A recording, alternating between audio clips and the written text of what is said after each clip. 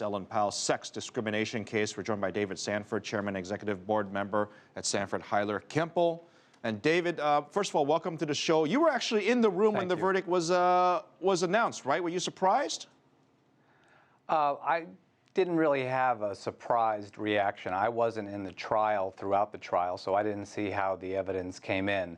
I was disappointed, and I was disappointed for obvious reasons. There are a lot of problems in the tech world. There are a lot of problems in VC companies, and what Ellen Pao did, as courageous as she was, she shined a spotlight on those companies and the practices, and I was disappointed with the result, but I don't know that I was surprised. There are, to me, it seems there's a couple parts to this particular case, right? There's the work part of it, then there's the sexual part of it as well, because there is a lot of elements of sex, of her claiming that senior partners wanted to have sexual relations with her, or I should say, hit on her, basically, and she declined those requests, and that ended up being part of the testimony. Why was that relevant? Well, it's relevant because we're talking about a culture.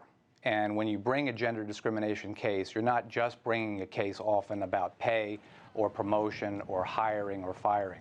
There's a culture that's being examined. And a lot of what happened in this case had to deal with the culture, how men interact with women, the things that are said, the things that are done in the workplace, the suggestive language that's used. So all of that becomes part and parcel of the culture of a company, and not surprisingly, it finds its way to a courtroom. My understanding is that the partner that's being accused of this with Ellen Pao at that time was actually to her junior. Now, we often hear about sexual harassment cases of somebody who is your boss. This particular case is different because she was more senior than he was. Does that make a difference? Well, it does make a difference, but what happened afterwards? I think he became her boss, and he became senior to her. So the question is often, what does senior leadership know about what's happening in the workplace? Do they condone it? Do they take measures to prevent it? Do they reprimand people who are engaging in misconduct? And there were a lot of bad actors in the Kleiner Perkins story, and there were a lot of bad things that came out about what Kleiner Perkins condoned, and that was part of the trial. It's unfortunate that somehow I would suspect that the story we heard at Kleiner Perkins probably is common in other places, in the banking world, in the media world, any place where you have a high level of stress, a lot of people working tight deadlines, spending a lot of time together. I mean, I've worked in newsrooms, I've worked at different banks, and I can tell you there are some very wild stories that probably are inappropriate for television. This stuff, unfortunately, happens. What can companies do? Companies can do a lot of things. There's a lot that's happening right now, I'm sure, as a result of all the discussion about Ellen Pao.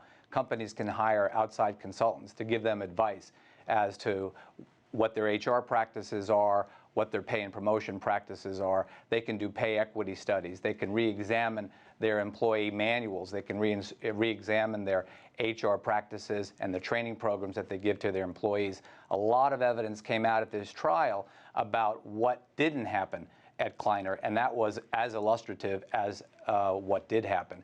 And what was shown was that Kleiner didn't have certain policies in place, didn't have certain trainings in place. The jury ultimately didn't find that to be persuasive, but I'm sure Kleiner is going to take a long look at what their policies are now and make some changes.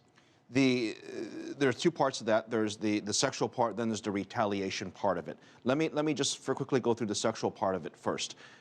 Two adults, regardless of whether you're senior or more junior, if they want to cause trouble and cause drama in their own personal lives, why should the company get involved? I mean, should they just ban relationships within companies? I don't know that this is about banning relationships, but it is about positions of power. It is about improper activities in the workplace. If two people have a consensual relationship and that's what they want to do, I don't know that it's really up to a company to prevent that, and I wouldn't necessarily advise that.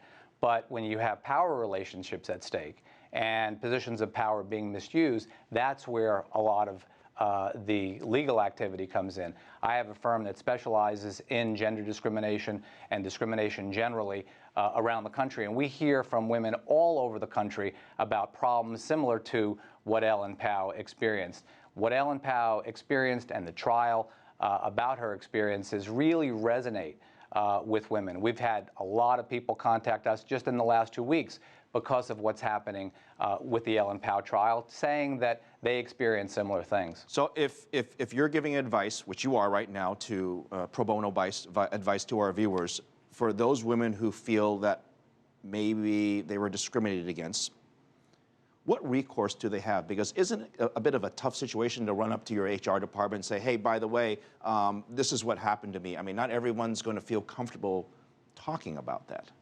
A few things. First of all, they may not feel comfortable, but it's very important to put the company on notice. So speak to HR, speak to someone in a position of power, and make clear that your concerns reside in discrimination. It's not enough to say, I think something unfair is happening. You need to use the magic word, discrimination. Secondly, I'd keep a diary of events. Sometimes memories get foggy over time. Keep an ongoing diary of events in the workplace. It may be handy. And third of all, I'd seek advice from a lawyer. Lawyers often get involved in the front end. Most of our cases get resolved on the front end. We never file suit on behalf of the majority of people who contact us. But what we do is help them on the front end resolve conflict in the workplace to their benefit. Okay, I'm sure our viewers appreciate that advice. David Sanford, thank you very much for sharing a few minutes with us on this particular case. Thank you.